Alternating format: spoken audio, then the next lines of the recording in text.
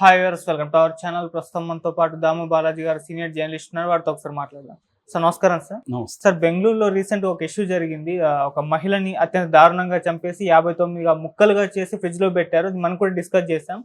అయితే ఆ మహిళని చంపేసిన వ్యక్తి ముక్తిరంజన్ కూడా సూసైడ్ చేసుకొని చనిపోయాడు. సో ఒక లెటర్ రాశాడు, లేకుంటే డైరీ దొరికింది, దాంట్లో కీలక అంశాలు బయటపడ్డాయనే వార్త వైరల్ అవుతుంది. సార్ మరి ఎందుకు ఆ అమ్మాయిని చంపాల్సి వచ్చింది, మరి ఇతను ఎందుకు సూసైడ్ చేసుకున్నారు, మరి అతని డైరీలో అసలు ఏముంది సార్? బెంగళూరులో మహాలక్ష్మి అనే ఒక 29 ఏళ్ల మహిళను వాళ్ళ బాయ్ ఫ్రెండే చంపి 59 ముక్కలుగా నరికి ఫ్రిడ్జ్లో పెట్టి నా సంఘటన దేశాన్ని కుదిపేసింది. ఒకప్పుడు మన ఢిల్లీలో 2 ఏళ్లకు ముందు ఇలాంటి సంఘటన జరిగింది. అప్పుడు కూడా 30 ముక్కలుగా చేసే వాళ్ళ ఆఫ్తాబ్ పూనావాలా అని అతను అక్కడ పెట్టాడు ఫ్రిడ్జ్లో. అదేవిధంగా దాని తర్వాత 2 ఏళ్ల తర్వాత బెంగళూరులో మహాలక్ష్మి హత్య కేసు కూడా దేశాన్ని కుదిపేసిందని చెప్పచ్చు. సో ఇది సెప్టెంబర్ 3న ఇతను చంపాడు. ఇప్పుడు దాని మీద దాదాపు 4-5 బృందాలు ట్రై చేసాయి అతన్ని పట్టుకోవడానికి. ఫైనల్గా అతను పట్టుకోవడానికి ఒరిస్సాకి వెళ్ళేసరికి అతను ఆల్రెడీ ఆత్మహత్య చేసుకొని చనిపోయాడు.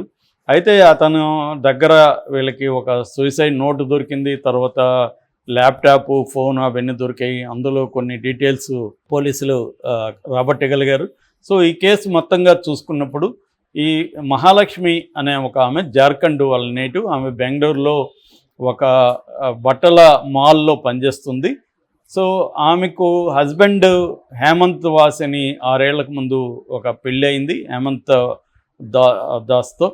సో ఆయనతో 9 నెలలకు ముందు విడిపోయింది. విడిపోవడానికి ప్రధాన కారణం ఏంటంటే ఈమెకు అదే బట్టల షాప్లో పనిచేసే ముక్తిరంజన్ ప్రతాప్ రాయ్ అని అబ్బాయిది ఉత్తరాఖండ్, ఒరిస్సా అంటున్నారు.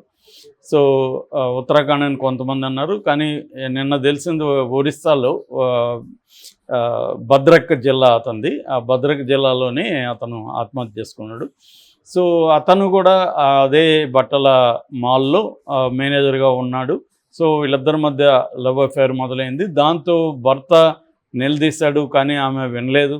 దాంతో ఇద్దరి మధ్య గొడవలు రావడం, చివరికి భర్త కేసులు పెట్టుకోవడం ఒకరి మీద ఒకరు. తనేమో ఆమె మీద పెడితే ఆమె ఇతని మీద డొమెస్టిక్ వైలెన్స్ కేసు పెట్టింది. అలాగా మొత్తానికి విడిపోయారు. వాళ్ళకు ఒక పాప ఉంది. ఆ పాప కూడా తండ్రితో ఉంటుంది. ఈమె ఒంటరిగా అపార్ట్మెంట్ వయ్యాలి కావాలని బెంగళూరులో మల్లేశ్వరం, వయ్యాలి కావాల, సదాశివ నగర్ ఏరియాల్లో ఉన్నాయి. అక్కడ మునేశ్వర బ్లాక్ అనే దాంట్లో ఈమె సింగిల్ బెడ్రూమ్ ప్లాట్లో ఉంటుంది.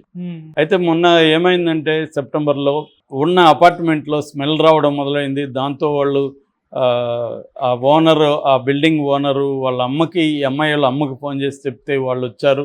వాళ్ళ సమక్షంలో బిల్డింగ్ వాళ్ళు కొట్టి చూస్తే ఫ్రిడ్జ్లో మొక్కలు కనబడ్డాయి. దాంతో భయపడే వాళ్ళందరూ బయటికి పరిగెత్తారు. దాని తర్వాత పోలీసులు వచ్చారు.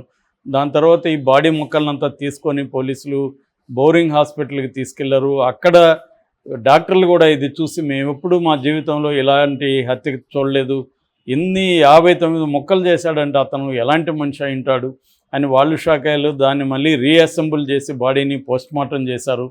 సో ఈ క్రమంలో సైంటిఫిక్గా పోలీసులు ఫోరెన్సిక్ దీంతో క్రైమ్ సీన్లో పరిశీలించడం ఇవన్నీ చేశారు. దాని తర్వాత ఆ అమ్మాయి ఫోన్ కూడా ఒక 10 రోజుల నుంచి స్విచ్ ఆఫ్ అని తెలిసింది. అంటే ఈ అమ్మాయి చనిపోయిన ఒక 10 రోజుల తర్వాత మాత్రమే ఇది బయటకు వచ్చింది. ఎందుకంటే ఫ్రిడ్జ్లో అతను పెట్టడం, దాని స్మెల్ రాకుండా కొన్ని కెమికల్స్ చల్లడం, తర్వాత బాత్రూంలో కూడా యాసిడ్ వేసి క్లీన్ చేయడం, ఇవన్నీ చేయడం వల్ల స్మెల్ బయటికి రాలేదు, టైం పట్టింది. సో ఇతను ఎవరు ఏంది అని విచారించుకున్నప్పుడు వీళ్ళ భర్త హెల్ప్ చేశాడు. ఎందుకంటే గతంలో ఈ అమ్మాయికి ఒక అఫైర్ ఉంది, అతనే ఏమన్నా చేస్తుండొచ్చు అనే యాంగిల్లో చెప్పాడు. దాంతో వాళ్ళు చూస్తే ముక్తిరంజన్ ప్రతాప్ రాయ్ అనే ఒక వ్యక్తి ఈ అమ్మాయితో అఫైర్లో ఉంటున్నాడు. వాళ్ళ బ్రదర్ కూడా ఇక్కడే ఉంటే వాళ్ళ బ్రదర్ను పట్టుకుంటే వాళ్ళ బ్రదర్ ఇన్ఫర్మేషన్ ఇచ్చాడు. సో వీళ్ళ ఒక టీము ఒరిస్సాకి వెళ్ళింది. భద్రక్ జిల్లాలో ఫండి అనే ఒక గ్రామంలో వీళ్ళు వెళ్ళేసరికి అక్కడ అతను ఆత్మహత్య చేసుకున్నాడు. సో వీళ్ళు వాళ్ళ ఇంట్లో వాళ్ళని విచారించారు, అక్కడ వాళ్ళ అమ్మని వాళ్ళ బ్రదర్ని ఊర్లో. వాళ్ళు ఏం చెప్పారంటే ఇతను వచ్చి మా దగ్గరికి వచ్చి కూడా 10 రోజులు అయింది. వచ్చినప్పటి నుంచి అతను టెన్షన్తో ఉన్నాడు, బాధతో ఉన్నాడు. తర్వాత మాకు చెప్పాడు, ఇలాగా నేను ఒక అమ్మాయిని అతి దారుణంగా చంపేశాను, అని చెప్పాడు. మేము ఏం చేయలేక బాధపడుతున్నాం. ఈ లోపల అతను ఒక బైక్ తీసుకొని ల్యాప్టాప్ ఫోను తీసుకొని బయలుదేరాడు. ఆ తర్వాత అతను ఒక శ్మశానంలోకి వెళ్ళి అక్కడ చెట్టు ఉంటే ఆ చెట్టుకి ఉరేసుకొని ఆత్మహత్య చేసుకున్నాడు. ఒక లెటర్ కూడా రాసి పెట్టాడు. ఆ లెటర్లో ఏమున్నాదంటే, నేను ఈమె నా జీవితాన్ని నాశనం చేసేసింది, నన్ను నా కుటుంబాన్ని నాశనం చేసేసింది ఈమె. సో దాంతో నేను ఆమెను గొడవ పడదామని, ఆమెను ప్రశ్నిద్దామని అపార్ట్మెంట్కి వెళ్తే ఆమె నా మీద దాడి చేసింది. ఆ దాడి నుంచి నేను రక్షించుకోవడం కోసం నేను కూడా ఆమె మీద దాడి చేయాల్సి వచ్చింది. అలా చేసిన క్రమంలో ఆమె గొంతు పిసికి చంపేశాను. అయితే ఒక ఉద్రేక వాతావరణంలో జరిగింది. దాని తర్వాత నాకేమీ పాలుపోలేదు. ఈమెది ఆత్మహత్యలాగా క్రియేట్ చేద్దాం అనుకున్నాను. బాత్రూమ్కి బాడీని తీసుకెళ్ళాను, కానీ ఎట్లా క్రియేట్ చేయాలో నాకు తెలియలేదు. దాంతో నాకు ఏమైనా మొక్కలు చేసేద్దాం అనిపించింది. దాంతో బయటికి వెళ్ళి ఒక యాక్సా బ్లేడ్ కొనుక్కొని వచ్చుకున్నాను. ఆ యాక్సా బ్లేడ్తో ఆమెను ముక్కలు కోసాను. అవి ఫ్రిడ్జ్లో పట్టవని చెప్పి చిన్న చిన్న ముక్కలుగా కోద్దామని చెప్పి నాకు ఏం జరుగుతుందో నాకు కూడా తెలియదు. అలాగా చేశాను. నేను చేసి పెట్టేసినాక కెమికల్స్ అవన్నీ కూడా తీసుకొచ్చాను. యాసిడ్తో బాత్రూంలో కూడా క్లీన్ చేశాను. తర్వాత లాక్ వేసుకొని నేను మా ఊరు వచ్చేసాను అనేది అతను రాసి పెట్టినట్టుగా పోలీసులు చెప్తున్నారు. అంటే ఓవరాల్గా పోలీస్ వర్షన్లో కానీ వీళ్ళ హస్బెండ్ చెప్తున్న దాంట్లో ఏంటంటే, ఈమె 29 ఏళ్ళు, అందంగా ఉంటుంది. సో తన దీంట్లో పనిచేసే వాళ్ళతో అఫైర్ ఏర్పడింది. తను కొద్దిగా యంగ్ వాళ్ళ హస్బెండ్ కంటే. సో అది ఎప్పుడైతే ఏర్పడిందో హస్బెండ్కి ఆ విషయం తెలిసింది. హస్బెండ్తో గొడవైంది. హస్బెండ్తో విడిపోయినాక ఈ అబ్బాయి మీద ఆమె ప్రెజర్ పెట్టడం మొదలుపెట్టింది, అంటే పెళ్లి చేసుకోమని. సో తనకేమో పెళ్లి చేసుకోవాలని లేదు, ఎందుకంటే ఆల్రెడీ బెడ్ ఉంది, భర్తతో విడిపోయింది. తను ఇప్పుడు ఈమెతో అఫైర్ వరకు ఓకే, కానీ పెళ్లి చేసుకోవడానికి ఆ అబ్బాయి రెడీగా లేడు. బట్ ఈమె ప్రెజర్ చేయడం రోజు మొదలుపెట్టింది. ఈ ప్రెజర్తో ఒకరోజు ఇతను కేరళ తీసుకెళ్దామని ఆమెను బైక్లో కేరళ ట్రిప్ ప్లాన్ చేశాడు. అయితే ఆమె కేసు పెట్టేసి చాలామంది అక్కడ ఉన్న అపార్ట్మెంట్లో వాళ్ళందరినీ కూడా ఇతని మీద రెచ్చగొడితే వాళ్ళందరూ ఇతను కొట్టారని, పోలీసులు కూడా ఇతను అరెస్ట్ చేసి తీసుకెళ్ళి కొట్టారని, చివరికి పోలీసులకు లంచం ఇచ్చి అతను బయటకు వచ్చాడని తెలిసింది. దాంతో అతను ఆ అమ్మాయి మీద కక్ష పెంచుకున్నాడు. నన్ను ఇట్లా కొట్టింది, నేను ఆ అమ్మాయితో ప్రేమగా ఉన్నాను, నన్ను ఇట్లా కొట్టించింది అని చెప్పి అతను గొడవపడ్డానికి అపార్ట్మెంట్కి వెళ్ళాడు. అక్కడ మళ్ళీ గొడవపడింది. ఆమె ఇతని మీద దాడి చేసింది. నువ్వు నా జీవితం నాశనం చేసావు, ఆమె నువ్వు చేసావు, ఇతను వీళ్ళిద్దరి మధ్య ఘర్షణ జరిగింది. ఆ ఘర్షణలో నుంచి తను చంపేశాడు. చంపిన తర్వాత ముక్కలు కోసాడు. సో దీన్ని ఇప్పుడు అక్కడ ఉన్న మెడికల్ డిపార్ట్మెంట్లో సైకాలజిస్టులు కూడా ఏంటంటే, ఇతనికి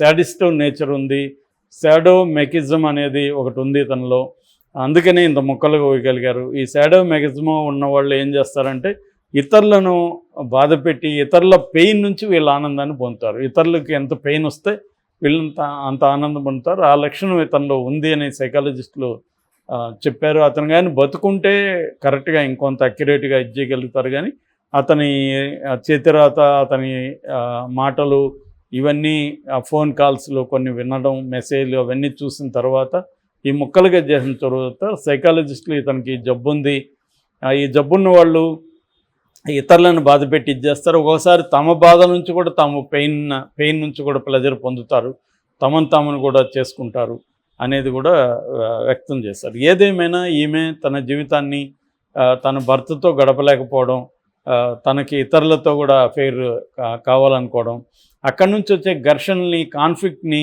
ఎలా రిజల్యూట్ చేసుకోవాలి, ఎలా దాని నుంచి బయటపడాలో తెలియక ఆ ఘర్షణ వాతావరణంలో నుంచి ఒకరికొకరు కొట్టుకోవడం, ఆ దీంట్లో నుంచి ఇతను ఆల్రెడీ ఫ్రస్ట్రేట్కి గురైనాడు. తన వల్ల ఇతను కూడా బాధలు పడి ఉన్నాడు. ఆ యాంగిల్ నుంచి ఇతను చంపేశాడు. చంపేసిన తర్వాత ఇతని కంట్రోల్లో ఇతను లేడు. ఇతనికి ఆల్రెడీ ఉన్న ఈ మానసిక డిజార్డర్ ఏదైతే ఉందో, మెంటల్ డిజార్డర్, దీనివల్ల అతను ఆమెను ముక్కలు చేసేసాడు. దాని తర్వాత అతనికి కూడా భయం అయ్యి, మనం బతుకున్నాం, మళ్ళీ పోలీసులు తీసుకెళ్తారు, మనకి ఉరిశిక్ష పడుతుందని చెప్పి అతను కూడా ఆత్మహత్య చేసుకున్నట్టుగా. సో ఇది ఒక విషాదంగా ముగిసింది కానీ మనకి అర్థమవుతుంది. ఏదేమైనా దీని నుంచి మనం నేర్చుకోవాల్సింది ఏంటంటే, మనం అఫైర్లు పెట్టుకుంటున్నప్పుడు దాని లాజికల్ ఎండ్ ఎలా ఉంటుంది, దాని ఎలాంటి వరస్ట్ అంటే వరస్ట్ సినేరియో అంటారు మామూలుగా, అంటే వరస్ట్ అవుట్కమ్ సినేరియో.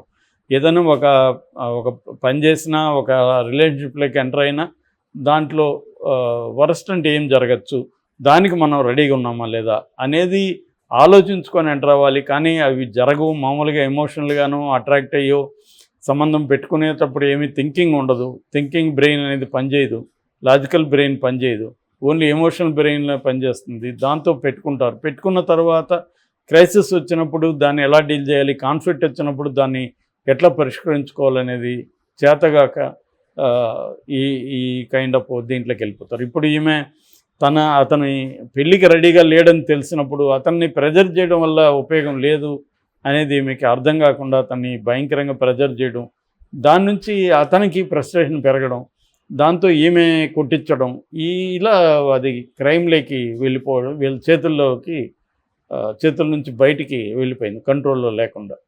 సో దీని నుంచి కనపట్టాలి ఏంటంటే, మనం ఒక రిలేషన్షిప్లోకి ఎంటర్ అవుతున్నప్పుడు థింకింగ్ అనేది కూడా ఇంపార్టెంటు, దానికి రెడీగా ఉండడం ఇంపార్టెంటు. రెండోది కాన్ఫ్లిక్ట్స్ వచ్చినప్పుడు ఎలా చేయాలి, మనకి చేతగానప్పుడు ఫ్రెండ్స్ సలహా తీసుకోవడం, లేదంటే సైకాలజిస్ట్ దగ్గరికి పోయినా ఈమెకి కొంత ఊరట లభించుండేది. అది కూడా ఆమె చేయకుండా తనే సొంత నిర్ణయాలు తీసుకొని అతన్ని కొట్టించడం ఈ స్థాయిలోకి వెళ్తే అతను రియాక్ట్ అయ్యాడు. Thank you so much.